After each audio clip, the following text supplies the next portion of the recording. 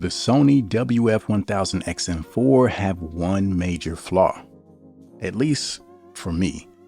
However, Sony has completely fixed the issue with the WF-1000XM5. And I'm actually really excited to talk about this because the XM5 have completely transformed my experience with Sony's flagship earbuds. Now, if you follow the channel, then you know the biggest issue that I have with the WF-1000XM4 is their size. They're large, very bulky, and for me, trying to get the proper fit is borderline laughable.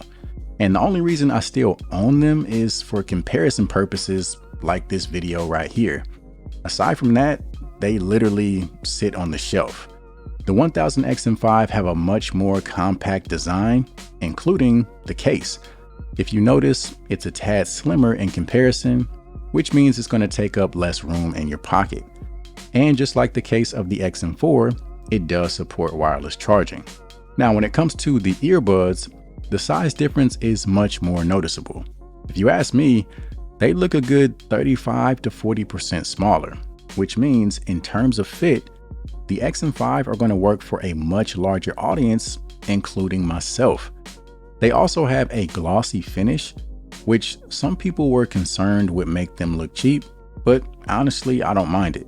And I actually think the finish provides a little more grip in the ear compared to the matte finish on the XM4. They're still using the foam style ear tips, which I kind of have mixed feelings about. On one hand, it definitely helps in terms of the noise cancellation. And then on the other hand, they're harder to clean, especially if you go with the lighter color option. And after extended use, they start to deteriorate and break down. And for whatever reason, Sony doesn't make it clear cut where or how to obtain replacements. Now, there are third-party ear tips that are compatible, but for the best performance, especially in terms of noise cancellation, Sony's original foam tips are the way to go. So it would be nice to see Sony make those available for purchase. Same as before, the XM5 have touch sensitive controls, and they're giving us something that we've wanted for a very long time, and that is access to all of our controls at once. So to control the volume, you simply tap either earbud a total of 4 times. So now once you go into the app, all you have to do is decide which earbud you want to control your ambient sound and which earbud you want to control your playback. It's nice to see Sony finally get on board with this, especially since so many other earbuds have allowed this for quite a while. Unfortunately, with the XM4, you still have to pick and choose between ambient sound, playback controls, and volume control. Now let's go ahead and talk about the fit. So right here, you can clearly see the difference between the two. And I'm happy to say that even if you have smaller ears, much like myself, the 1000XM5 are definitely a viable option. That's never really been the case with the XM4. I've been using the XM5 for the past few days, and it's been so refreshing to just take them out of the case, pop them in my ear, and not have to worry about them falling out a minute or two later. Instead, I can go on about my day, do what I need to do, and the earbuds stay put. Now, would they be my go-to for hitting the gym? Probably not. But for anything outside of that, whether it's taking a walk, taking a trip, catching a flight, a train ride, anything along those lines, these are going to be an excellent option for me personally.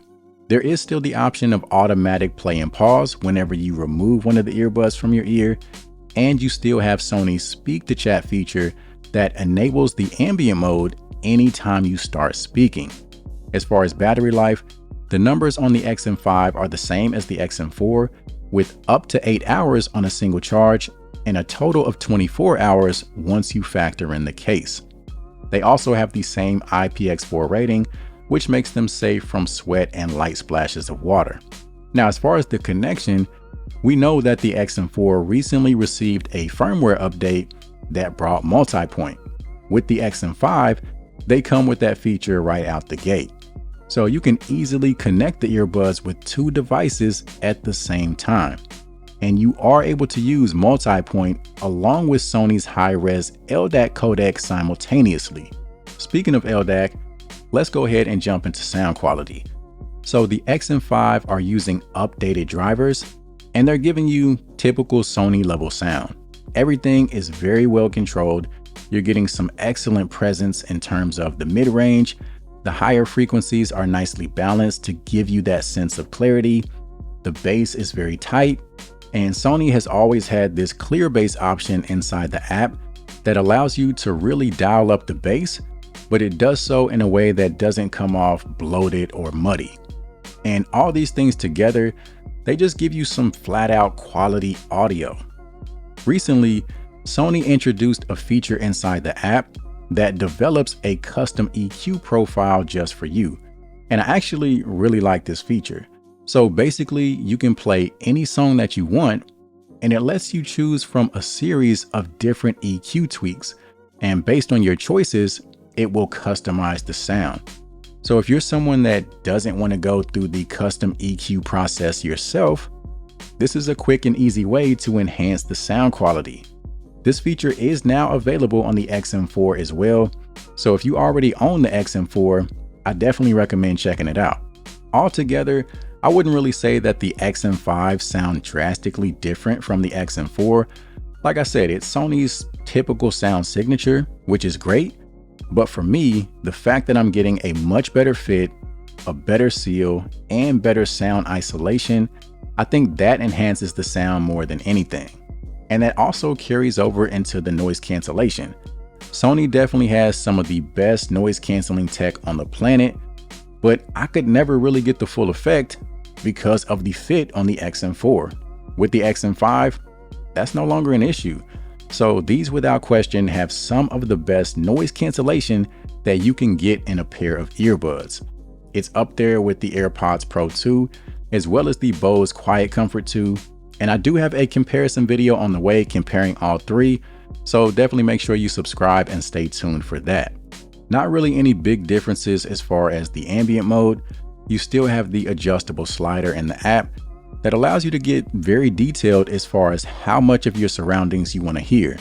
Moving things over to call quality, the XM4 have been criticized for their microphone performance, and I do feel like the XM5 have improved slightly, but I'll let you guys be the judge. All right, so right here we have an indoor microphone test of the Sony WF-1000XM5.